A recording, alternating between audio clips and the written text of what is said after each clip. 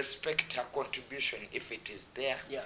But now I know kukiriza institution bwezi tomne bwezi woyagala sigwe bakuwa basoka kwekennenya kubanga abagenda okujja ku mbaga eyo eya 18 November bagenda kuba banene era balondebwa ate era abanene abo bensuubira tebagenda kujja ku mukolo enkyawa beewo divorce bo bebaswala oba abantu abali famous we bavayo ne baganda kati nyenda tereza bulamu bwange naddala mu bintu ebirimu mu marriage wabeerayo abo abakyala abavaayo nange yanjagalako nange muyinamu abaana. That's not the question. The question is, I know omuntu gwe yalonze qualities yatunulidde nga ye n'agamba ono yasaanidde okubeera ki mukyala wange.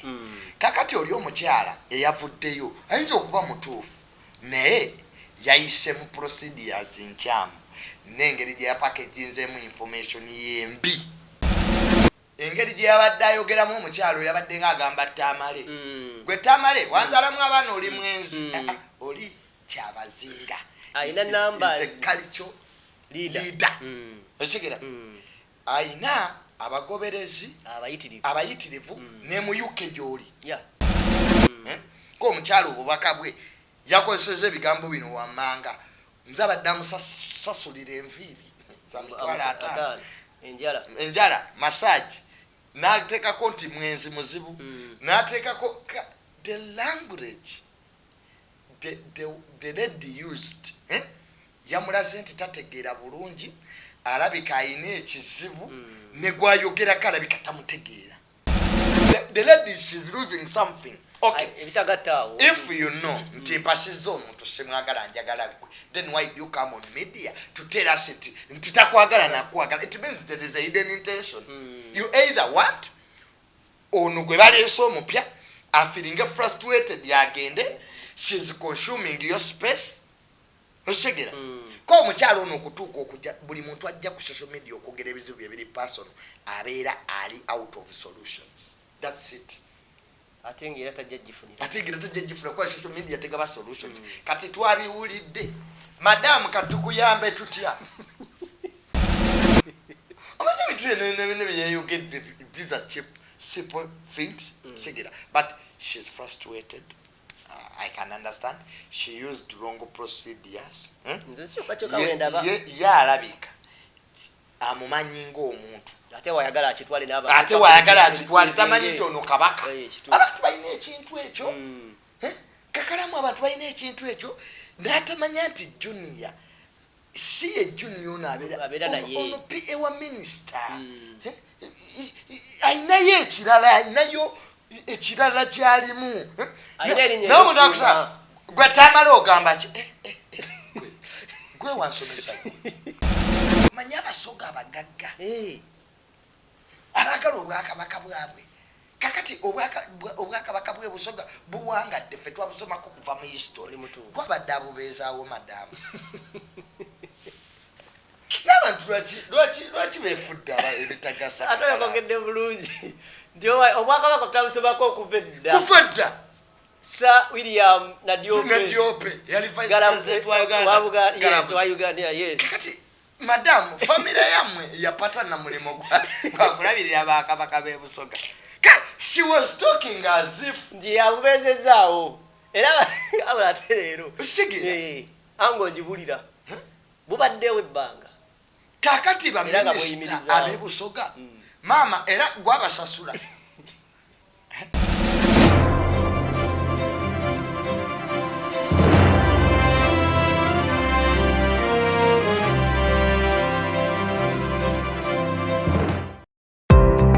Staffever Uganda Limited, kampani yakakasibwa government okutwala abantu ebweru, yeetaaga abalenzi n'abawala okukola mu ggwanga lya Qatar, Dubai na Abu Dhabi nga ba cleaners, waiters and waitresses, cargo handlers ne ba security guard. Wabulanga emisaala mirungi ddala. Jjukira nti balondoola n'okufaayo ennyo eri abo be batwala ebweru. Okumanya ebisingawo kuba ku nnamba 0764 174 527 oba 0740 672 688.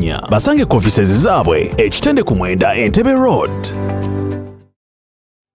Munauganda wangalira mu diaspora America Canada, UK, Australia ne Germany ng'okyakola emirimu 2-3 okweyimirizaawo. Okola akaseera kawanvu, okola ku weekend, okola ne ku nnaku enkulu, tolina kadde n'akamu okunyumyamu ne famire yo yadde okukiringa nabo. Omukisa guno nkwanjulira enkola ey'okukolera ku mutimbagano online business. Kolera awakaawo oba mu kifo kyonna kye weegomba mu nsi yonna. Awo nno ofuna akaseera n'abantu bo ng'eno bw'oyoola omudidi ng'okolera ku mutimbagano. Tekikwetaagisa bukugu bwonna. Abakuyambako weebali okuyisa mu mitendera gyonna. Okumanya okukolera ku mutimbagano yita ku www.d-flax.com oba tukubire ku +1 925 214 3563. Kolera ku mutimbagano ne babinojjo. Mukutu gwa Uganda byogere yona gyo sinzira okubate ngo tulaba nyebalire ddala kuzo subscribing ngo sharing ngo commentinga sakono ku nsonga tuga Uganda byogere tugama tune mu buli mbeera okola analysis gate ko safu mu yasonga sakono kwemboze sali za bulijjo KAKALAAMU the answer jakubali ku kamera tulobone banafa ba Biv Organic Natural Health Product bakuyamba ko kuzigamira sukali pressure ulcers basangi basaliza wali eri kwa Mukasa Road emenga awo wobera ku police station bango alaza ku kizimbe kya Masengere opposite oyimira ku gate bo tujja kwate ngolengere kizimbe kisemu nkale ya green ne orange akirike kigambo Biv Organic awe basinzira Dr. Simusanyufu basinzira kwatenga aba abone kitundu kyonna ekya Uganda mungeri emobenda deni kujukizaako kusheka mekakomo alomba dwa sangwa salize nasa na kabulengwa wabanga lwensonga satambula bulungi so kwatenga omunonyako na so kwatenga kuyamba mpola mpola kujukizaako ku earning nutrition egenda beerawo mu Toronto mu January omwaka 2024 conference eno ekwata ku nutrition okutwalize wamu so dodo esimu ye kweri so kwatenga omukubirako na kunnyonnyola n'otegeera kyoyingiramu ng'okitegeredde ddala olaba nga tokitegedde okiwa omwaka ogujja tulese okwata tukikwasaganya naye ku guno omulundi gundi yonna bali mu kumaliriza guno omwezi gwe tumaliriza okukwatira bagenda into okuregistaringa na buli kimu then ebirala bitandike mpolampola so ofisa guno bawosuba gwa guno omwezi oba olina okukwata ng'oteekateeka omwaka ogujja mpolampola munoonyeeko online business www.d-flax.com eno website ekuyambako okukwata ng'oyingira mu business gwali mu diaspora wakati ng'otudde waka olina osobola ng'okakkanira ng'olina byokwasaganya ebirala ate nga ne bw'otudde wenyini osobola okukwata ng'osigala ng'oyingiza osobola okukwata ng'obakubirako bano whatsapp nga kunamira wasa screen awo osobola okukwata kukwasaganya mpolampola ku website gyegambye eri www.d-flax.com ebisigadde bijja tambula bulungi tulina Tamale mirundi junior buli week tubeera tukwasaganyamuko ne twogerezeganyamuko naye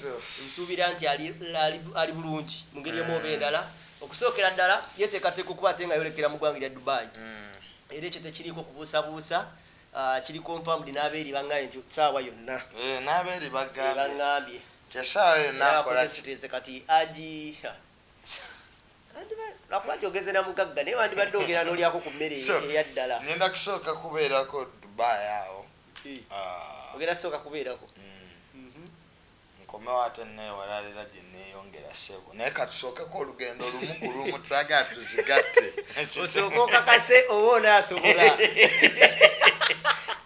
ndawokaya emirondo bakukumanga gwe nalidde anaasobola kati dene neeyongereyo naye nga eno lutu bwe mugenda tuyinza okugenda ffenna lumu tugenda ffenna lumu tuli wakati kuba njala kwogezaayo kulaba basobola okukwatagana nabadde mmanyi nti ogenda tusooka anti kati ekituufu kale kankiyogere muzeeyi gwe tubadde tulina okugenda naye muzeeyi waffe oli yagenze Mekka era asimbudde leero mukama twagala waba avuddeyo ntuke tugenda eri muwaddemu obudde muzeeyi ali amusaasidde nti ennyonyi waliwo era yamutaddemu era omuntu mulala bambi beebale nnyo beebalire ddala olw'omutima ogwo ketukolerere muzeeyi kitegeera kubanga singa ate mutabani we waali ate singa ate kirala nnyo naye Katonda bw'atyo Allah bwe yayagala naye nga neeyanza nnyo abantu abakwatagana namu kituufu abaali bagamba nti waliwo abaali boogera obubi nga baga neewunya Abannayuganda ennaku zino bw'ovaayo okukolera omuntu ekintu ate waliwo abakiraba obubi nga bakiremesa bulemesa so kati engeri muzeeyi yennyini gyaba nti yaliwo ate ng'ebintu birabikako kati agenze Mecca wakoma wagendeke Dubai awummule so twebaza bannayuganda ab'omutima omulungi abasobodde okutukwatirako bane dola naye mbuzizaako omugagga wange ab'e Dubai ngenda kubeerawo ne Donzera kati nze ninayo dola boss lady tumubuuzizaako nyinayo ye mulodi wange dola boss lady mukyalo oyo w'amaanyi omumanyi taata nenja nze njagala mmumanyi anti akati layini ez'okumumanya nti olirawo entandiso ziyisaawo sagala tuke ate bakulinyisa etokota ate nawe kumalako nako kubanga nze mukutuusaako nja mukutuusaako ate sagala tuke bafuule nti nze musiguze layini ez'okumumanya tatandise kuziwulira nti omukyalo oyo w'amaanyi naye nga simumanyi naye nga twamusiikana naye olina biko okumanyi kuba twamusiikana isima yatukola obulungi obutagambika ne kaisi yatuwa euro nga 2,000 nga ze muno yali twamusiikana ekiro ekyali kikomawo wano so kati Dubai yataddemu ne gundi naye euro zawukanako ne dola njagala okakkane euro dola ezasigale newa dola so asigale oweerimirukyalikyuka sigale waddoni taata soka okitereze sigale waddonisakuva waddonizera ati olulimi lutandise okyuka tiketi bayinza ozisazizaamu wano so ab'e Dubai jabeerawo nga 3 October nenamalayo wiiki nnamba 3 October saa 3 wiiki namba nga nambula ku Dubai ne Abu Dhabi n'omugagga Donzera birthday Kimu wamuwulizaako ate tugenda Kimuki waliwo Kimu ali eyo sinaba kumuwuliza akasimu baagibba ate essimu yange baagibba nina ndala kati ate waleese endala era muneeta naakolaki bagibbye omusajja nali envugana nga ndi mu traffic jam osize ndabirwamu mulire ku mpewo ya Afrika ennungi sina mpewo nali nina omuwala gwendabe yali asala oluguudo ate ono nambaza n'agikola ki n'agikuba n'agitwala so it's unfortunate amagoba wagafunye waliwo ekyagaye naye gwe buli kiseera amasimu go gabula waleese naye nga gamagoba kati eri enamba gy'oliko kati enamba gye nnina ndala naye ne gye nina sigimanyi mu mutwe bagende ku peegi yange ya Facebook nakitadde naye eri naye ejja kuddako wiiki ejja kuba tosobola kuzaako nnamba yatolina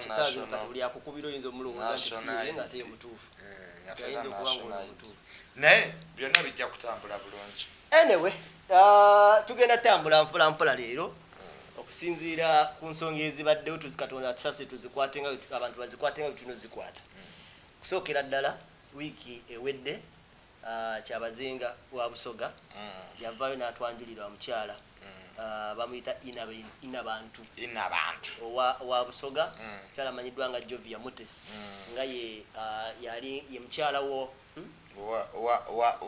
wa Kyabazinga tunaba tusobezaamu naddala mu bitiibwa ebyo mukyala nga mutusonyiwa so wabaddewo omukyala era waliwo omukyala omulala yafubutuseeyo omukyala ono erinnya lye likyalemiddwa otegeerekeka naye nkyendabako ng'ayogera ateekako akagambo Rio Miss na Diope Galabuzi nti alinga aga nti ye mutuufu n'abaana yagaye babe n'abaana baani Bakyabazinga abaana abo bagamba era okusinziira mbadde ndaba interview ya Rich ng'alaga nti alina lubuto emusiriki omukyala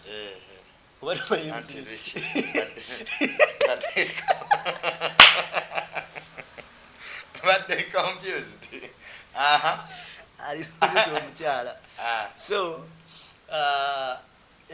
kikigino Yes. So tell it. Huh? Yeah.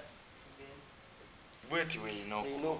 Ebipyanti ebyebbeeyi tewali byamu naawe bakalese basose kukyusa wodropo ngo nali nyenye naye kakalaamu tugende maaso kakati nzikiriza nti ngenza otuuka wano nga saga eno naawe ogiwuliddeko era ogirabyeko era saga giyingira nnyo okusalira ono okusalira oli musango naye according ku ngeri gye walisiivinzeemu side zombi saawa zino ku bwakabaka bwe Kyabazinga tebunaba kuvaayo kukola oba kuvaayo kwogera naddala tubadde tusuubira okubeera nga prime minister avuddeyo nayogera nalabyeko Baba TV ng'evuddeyo neekoteekayo ebintu ebimu ng'egamba fake emuli ATM card emuli driving license eya Kyabazinga eya UK n'ebintu ebigwa mu kkowe eryo ne chats ezimu z'omukazi zeyagize nga bagamba fake naye according kwoli ayogera buli olukya alaga nti alina obulumi bungi era atandise nosalamu ekiwuyi nga bagamba nti bannaye naano mumuwulirizeeko yadde bano basirise amawulire gano galisiivinze otya era ku story nga bwogiraba ekisooka njagala okukongratulatinga Kyabazinga w'ebusoga nadyope owokutaano bawakuna Munansonyiwa bwe mba mbisobezza ebbanga ddene badde tebalina n'abagereka era abantu beebuuza naye Kyabazinga yamaze n'akola ki n'asalawo ate omukyala gwe yafunye taata we RDC taata we RDC so tubakongratulatinga kakati bwe yamaze okufuna mukyala we gwasazeewo okuba naye ng'era story zonna ezaba abantu abatutumufu era ababeerayo abo nga bwe bagamba nti ku mbaga tekubula museewuufu nga bulijjo era ekyo nabadde nkisuubira era singa tewavuddeyo muntu nandyewuunyiza buli muntu omututumufu oba serebu fe twita baserebu oba abantu abali famous bwe bavaayo ne bagamba nti kati ngenda tereza bulamu bwange naddala mu bintu ebirimu mu marriage wabeerayo abo abakyala abavaayo nange yanjagalako nange muyinamu abaana. That's not the question. The question is ayina omuntu gwe yalonze qualities yatunulidde nga ye n'agamba ono yasaanidde okubeera ki mukyala wange. Kakati oli omukyala eyavuddeyo ayinza okuba mutuufu naye yayise mu procedures nkyamu n'engeri gye yapakeginzeemu information yembi atya nti omukyala oli oyo gw'ogambye eyavuddeyo nga analyst ate nga psychologist I leave the doubt of 50%. 50% ayinza okuba mufu 50% ketu kitwale nti mutuufu yandibadde akozesa atya information ye oba obutali bumati. Bring that crap. Those stories are now old. Me and Tom, we have come from far. After all, even the money, it was not all that much. 20 million. Nga mukazi. Omuntu nga yakwagala. Aba kwagala. Ne wano omuntu omulyako emitwalo 10. Tamale ojja kuza sente zange nze ate nabagamba familia ya mwenzibi ate Tamale nze nafutokomoko omugambo. Kati kusereza enviiri ezo eza buli wiiki tetunategeera azikoledde ebbanga kinga bwagamba. Yandibanga myezi 2. Okay. Madam, toddamu kuzimuwa. Enviiri zikule. Kale kezibulweko asala. Amaze bitule nebiyeyogedde these are cheap simple things. But she's frustrated. I can understand. She used wrong procedures. Alabika. Amumanyi ng'omuntu. Ate wayagala akitwale n'abantu. Ate wayagala akitwale tamanyi nti ono kabaka. Abantu balina ekintu ekyo. Kakalamu abantu balina ekintu ekyo. Natamanya nti junior. Si ye junior n'abeera naye. Ono PA wa minister. Ayinayo ekirala, ayinayo ekirala kyalimu. Nawe omuntu akusa gwe Tamale ogamba ki? Gwe wansomesa. Gwe Tamale oliwa. Sowa nenkoza sebo. Ndi mutabaniwo. Oyagala kakatiba kwa mwami Tamale. Mwami Tamale gye bali. Yesebo. Nze gundi. Ne omuntu gwe Tamale oliwa. Hali Tamale ekizibu mutamiira nnyo kakati badde gwe you can't say that. Shege. So omukyalo oyo she lost it. Emotions zamu overpowering. We respect her contribution if it is there. But now ayina okukkiriza institution bwezito munebweziba woyagala sigwe bakuwa basooka kwekenneenya kubanga bagenda okujja ku mbaga eyo eya 18 Novemba bagenda kuba banene era balondebwa ate era abanene abo bensuubira tebagenda kujja ku mukolo enkyawaleewo divorce bo be baswala kyekizibu ky'embaga z'abanene tusookere ku kukyala kwabadde okukyalako kwabadde kwakyama era abyogeddeko yekka ye taata w'omuwala ate era amaliriza tugamba ti abaagala ebisingawo mugende ewa Katikkiro omwana wange sikyamulinako buki buvunaanyizibwa naye nga ye taata we kakati madamu owulidde kye bayita procedure obaoli eyo ginikamanyi. You see, we have to educate this. Tata w'omuwala si muwala tata wa Nnabagereka ise bantu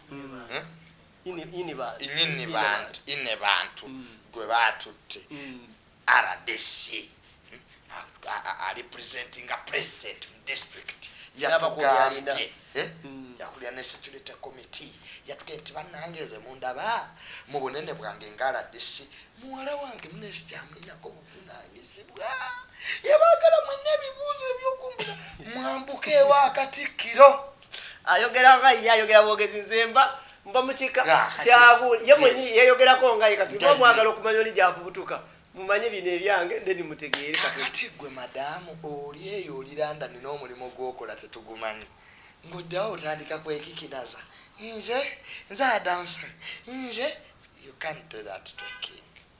You cannot. You can't. And they will not let you do that. Yagambye nti nze ndi British citizen Princess Diana yalichi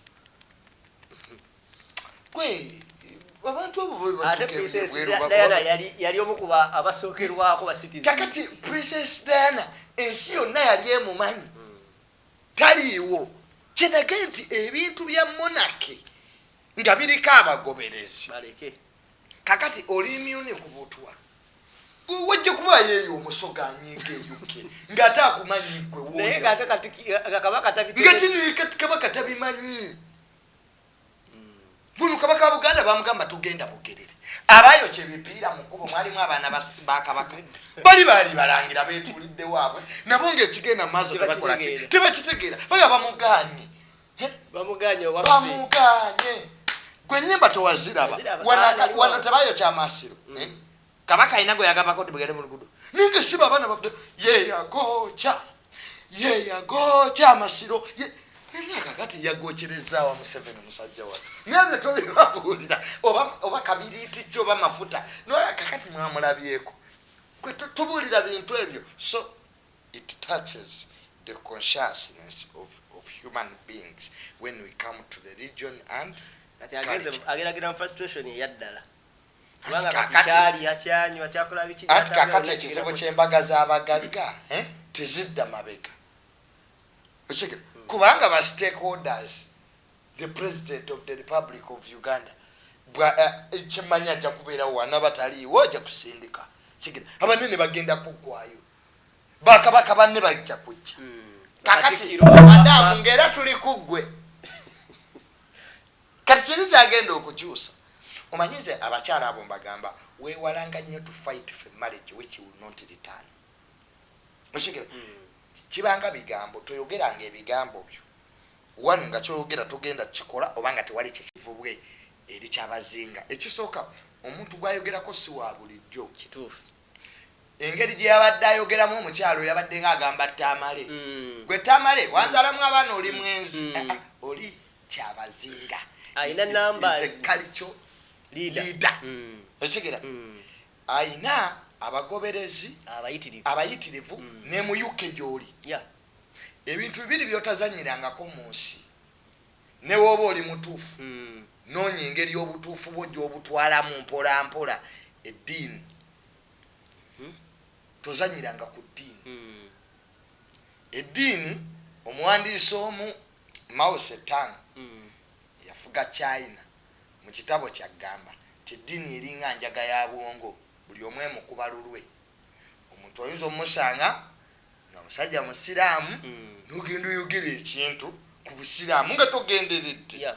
kigera ningo ukirese mu ngeri yakusaagirira ntya munnange ensingo bayinza ogikola ki gikutula wano abakatuliki bwe twagaana okusabira Derek Katolubwa nawulirayo abatategeera bulungi lwaki baganya okumusabira eddiini erina amateeka gayo agagifuga gweokwata obutategeera bwo obw'oku nsi noyagala obugatte mu ddiini ogera afuna obuzibu n'abantu kubanga mulirwanawo ayinza okuba mukatuliki bokola nabo ku mirimu bakama abo ekisegera era ekintu ekikatinga universal okigenda nga mpola ekyokubiri culture tribes buli wotandika okujolonga abakulembeze b'ennono ko omukyalo obubaka bwe yakozeseza ebigambo bino wammanga nze abadde amusasulira enviiri za mitwalo 5 enjala massage n'ateekako nti mwenzi muzibu n'ateekako the language the lady used yamulaze nti tategeera bulungi alabika ayina ekizibu ne gwayogerako alabika tamutegeera na kapasite kigyalimu osige mu Buganda wano MC Cat yagenda n'alumba nazaala we ka video wakalaba nakubira Cat simu nemugamba Cat wabadde mutuufu omwana gwe wabadde oyagala okukimayo wo era gwe taata we 100% naye nazaala wano mu Buganda tebamukwata batyo ofunayo abantu abakulukulu abakusingako obukulu bogenda nabo kigera bebajja okwogera n'emukulu munnaabwe kakati omukyalo ono kyeyandikoze bwe kibanga kituufu mutuufu yandifunyeyo abantu ba famire y'abakulukulu ne bagenda ewa Katikkiro w'Ebusoga naga Katikkiro tubadde tusaba tulina ensonga eno bweti ne bweti oli mutuufu naye ekwatibwa etya oshege kwa buli bwakabaka ebyo babivuma ffe bakakalaamu batamale wanzaalamu omwana kisajja gwoli mwezi onsuddewo you are dealing with a king kakati gwe omwami gw'ojolonze kwayamujolonze ekitiibwa kye n'akikola ki lwaki oba otunyumizanga bwe wamusalira nga bw'obadde omubeezaawo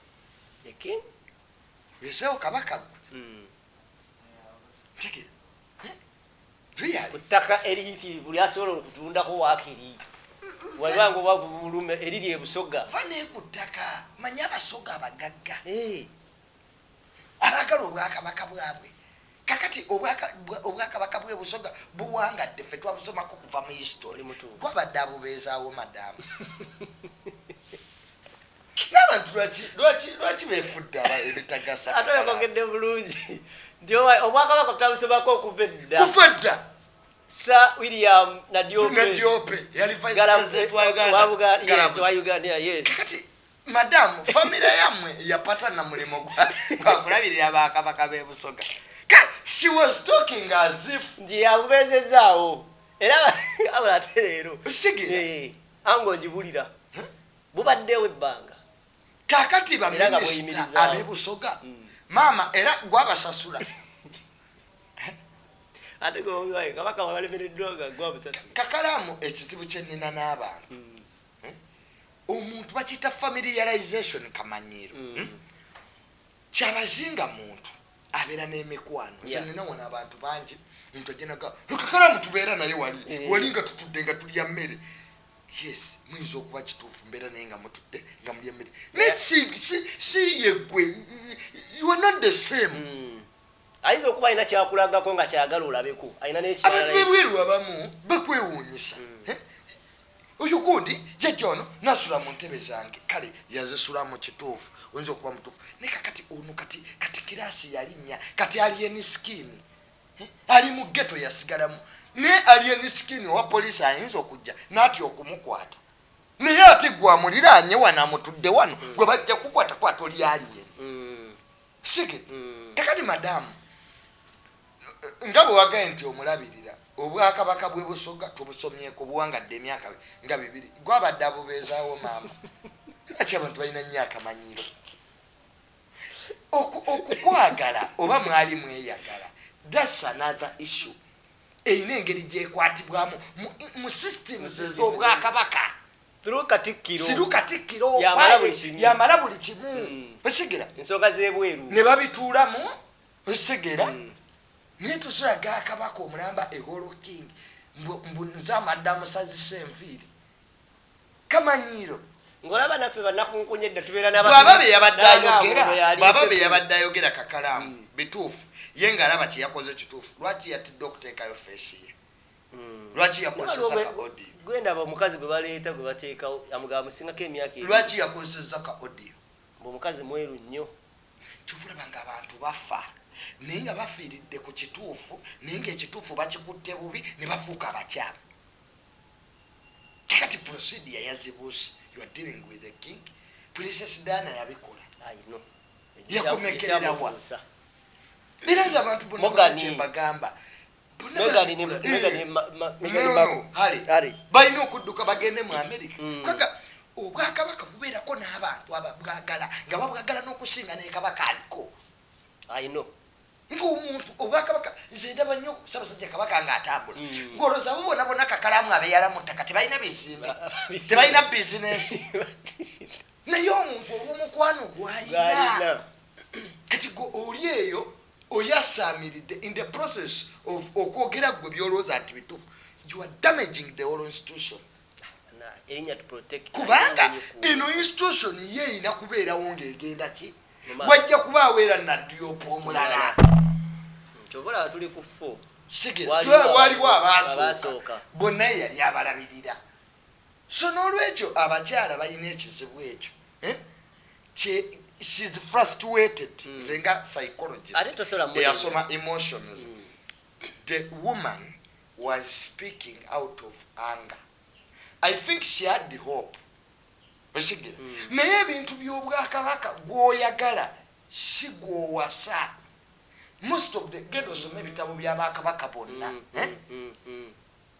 Prince Charles Delaliko teyasooka kwagala Princess Diana tamaze n'ayagala gwe yali ayagala after a lot of scandals ezibeera waawo gwe bitwe byo bali bamala kwekenneenya n'okutegeera oyinza n'okusanga nga Kyabazinga omukyalo ono gwe yafunye it was an initiative of so many stakeholders anti n'ekyagamba omukazi nti bamutaddemu ayinza okuba oli omukazi bw'agamba mbu ali mukattu anti kakati yesi ayina lavumomeka mashini epima ani gwe bataagala nani gwe baagala ayinza okuba mutuufu okitegera nti ono bamumulondedde bulondezi nga institution weebeera naye obusiru bwe kati waba tamwagala nga kituufu yakimanyi lwaki fe aba akitugamba the lady she's losing something. Okay, if you know nti mpasiza omuntu simwagala njagala gwe, then why do you come on media to tell us it nti takwagala nakwagala? It means there is a hidden intention. You either want ono gwe baleese omupya feeling frustrated yagende, she's consuming your space osegera ko omukyalo ono okutuuka okujja buli muntu ajja ku social media okwogera ebizibu ebiri personal abeera ali out of solutions. That's it. Atengira tajjajifunira kwa social media tegaba solutions. Kati twabiwulidde madam katukuyambe tutya. Okay, we had all your stupid reasons. Kwa feba tunyumisha batu kyawadda Kakalaamu tulina balangira. We are not even born in royal family. Yes. Tubeera wano abakazi batulumye emitwe. Tomanya na kakati tendera kijo yitamu madam kakati kyewakoze singa bukyenca olowooza Kyabazinga woba badde omwagala segera she's like she was in love but I don't think that was love. Yayina ebigendererwa ebiganya okuyitamu. Omuntu akwagala tasobola kuweebuula. Naye kati weebulako ffe Kakalaamu naye mu butuufu ffe tubadde n'abawala oba abakyala n'ofuna omwana Junior nagamba Junior, I love you so much. Okay, I have accepted be with her and be with him.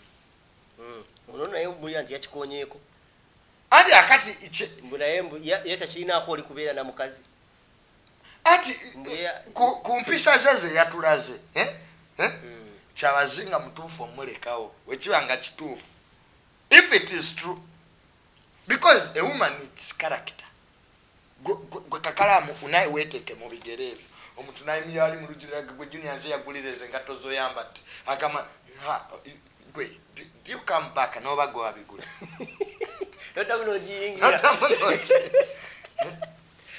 atosobola abantu wano batutereseza sente za capital omwala ali Saudi Arabia naterese vubuka sente bagule poloti nezizirya ne bambi mukazi watu nakomo naddayo mu relationship.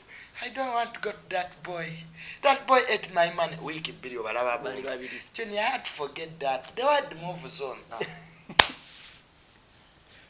Numganti wangamba tujja kuddamu kusesenkana muvubuko yakuba. Junior, don't kukabira mataga yisi. Checho. Kakati oli bamulonze. Goloza Kyabazinga yekaye yabadde mu meeting eronda.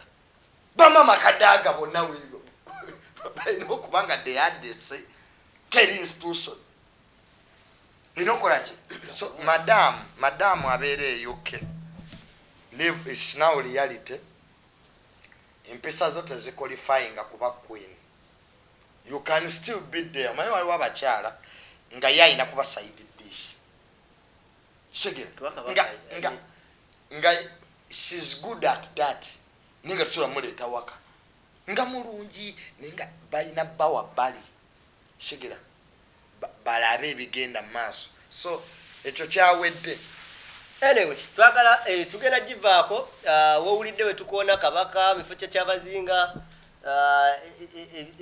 tetuli mu kuvuula naye nga tukimanyi nti king wa Busoga ye Kyabazinga gibajja okugeraageranya n'okutegeera kiki tuliko ekituufu oluusi ne twesanga nga twogedde bwe tutyo twagala givaako isoko professional wana malosomera juniors gundi eno story eno agitegeere bulungi tutandike bulungi eno nayo kubanga nayo tabu yennyini. Junior nga wayise emyezi nakati kukyanga Ismail oba Ibrahim tusuubira afa jajja ichuli Ismail access bafulumiza eringa final report era ne batugamba nti gun used to kill Ismail access not registered ballistic experts kakati wali wana akantu ke babadde bansongedde wano kenjagala osooka okitegeere bulungi tulabe wano tusobola okulaba bagamba nti ballistic experts have concluded that the pistol is not connected to any of the previous prominent murderers of the fatal robberies. Majority of the recent murders have been linked by gun cartridges. Gun cartridges or suspects identities, but this one has no traces of previous murders or aggravated robberies. We are basically starting from scratch, sources said. When ne bakugamba nti in the attack on the General Edward Katumba Wamala on 1st June 2021, they claimed his daughter and the driver. Ballistic experts quickly linked one of the guns to the murder of the Major Muhammad Chigundu in November 2016 at Masana Trading Center Division in Kampala. Kati mu bufunzi tuli ku scratch kati. Ne onajogera kwenu. Agati. Obate tuli. Mweka kalamu nnyo. Kakati ekisooka statement eno. Kubanga tubadde tusuubira ka report. Majority of the recent murders have been linked by gun cartridges or suspects. But this one has no trace of previous murders.